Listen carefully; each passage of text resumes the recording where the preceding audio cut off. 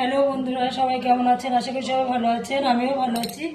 আজকে আমি বানাবো মটন কষা। তার জন্য আমি এখানে মটন ভালো করে ধুয়ে নিয়েছি, আর আমি এখন এটাকে মেখে নেব।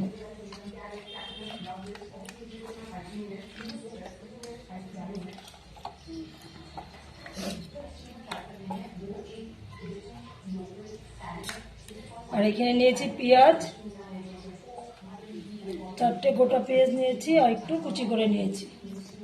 এখানে সামান্য দিয়ে দিব। আর এখানে দিব আদা বাটা, লঙ্কা বাটা, আর একটু লবণ, আর দেবো সরষের তেল। এবার এটাকে আমি মেখে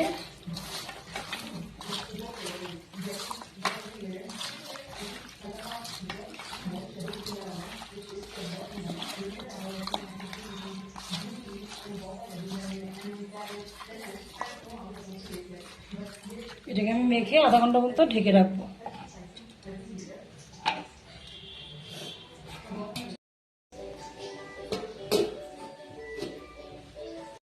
এই যে এখানে আমি আলুটাও ভাজা বসিয়ে দিয়েছিলাম, আলুটা আমার ভাজা হয়ে গেছে। এবার আমি আলুটাকে তুলে নেব।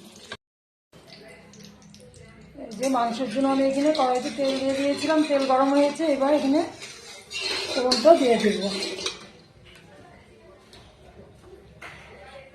ফোড়নে দেবো তেজপাতা, আর দেবো এলাচ,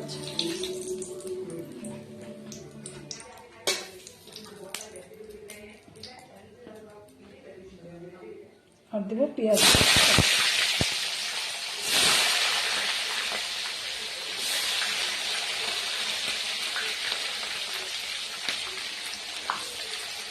আর দেবো দুটো আস্ত রসুন।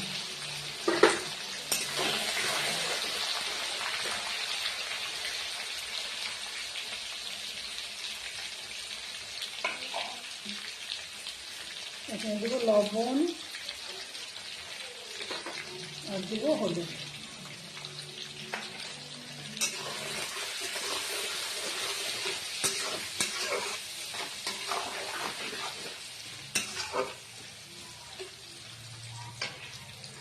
আর এখানে আমি 4টে পেঁয়াজ রেখেছি, দুটো আস্ত গোটা দিয়ে দিব, আর দুটো কুচিয়ে দেব।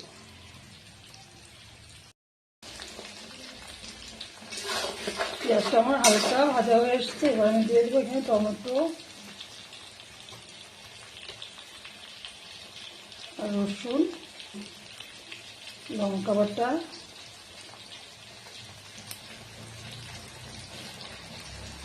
আর একটু জিরে আর আদা বাটা,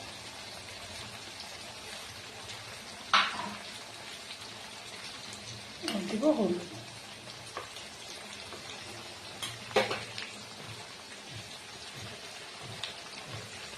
আর দিয়ে দেবো এই মশলা বাটা জলটা।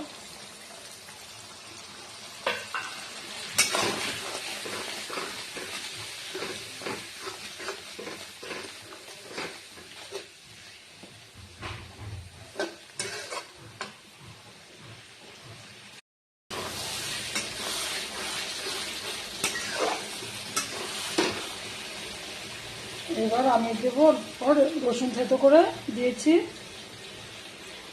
আর দিব টমেটো পেস্ট।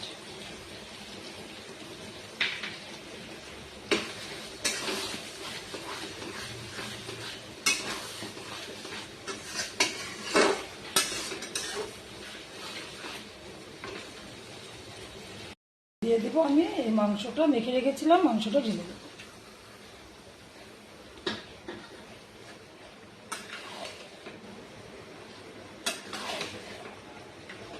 দিয়ে এবার এটাকে আমি মশলার সঙ্গে ভালো করে মিশিয়ে নেব।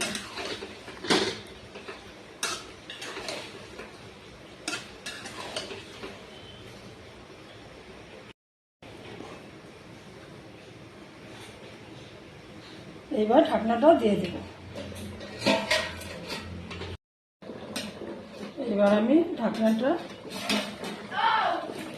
তুলে দেব।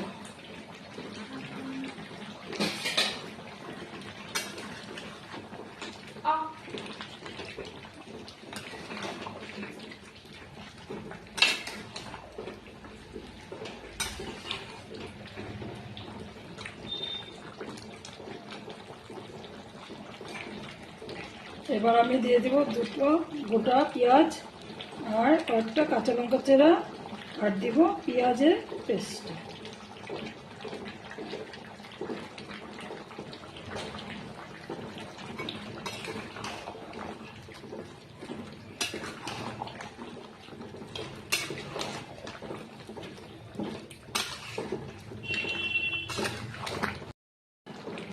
এবার আমি আরো 10 মিনিটের মতন ঢাকনা দিয়ে রাখবো। এবার আমি ঢাকনাটা তুলে দেব।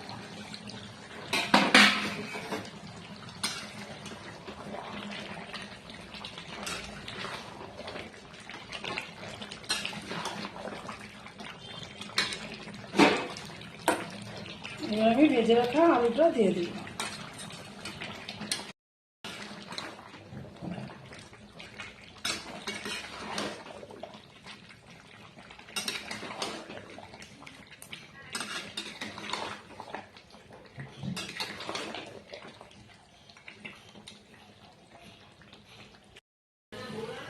হ্যালো বন্ধুরা, এই যে আমার পাঁঠার মাংস কষানো হয়ে গেছে,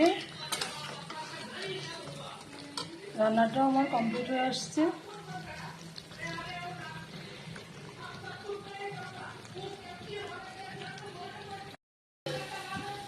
এই যে আমার মাংস পুরো কমপ্লিট হয়ে গেছে, মাংস থেকে তেলও ছেড়ে দিয়েছে। এবার আমি মাংসটাকে নামিয়ে ফেলব। আপনাদের এরকম কষার মাংস কার কার খেতে ভালো লাগে অবশ্যই কমেন্টে জানাবেন আর সাবস্ক্রাইব করে দিবেন। ধন্যবাদ।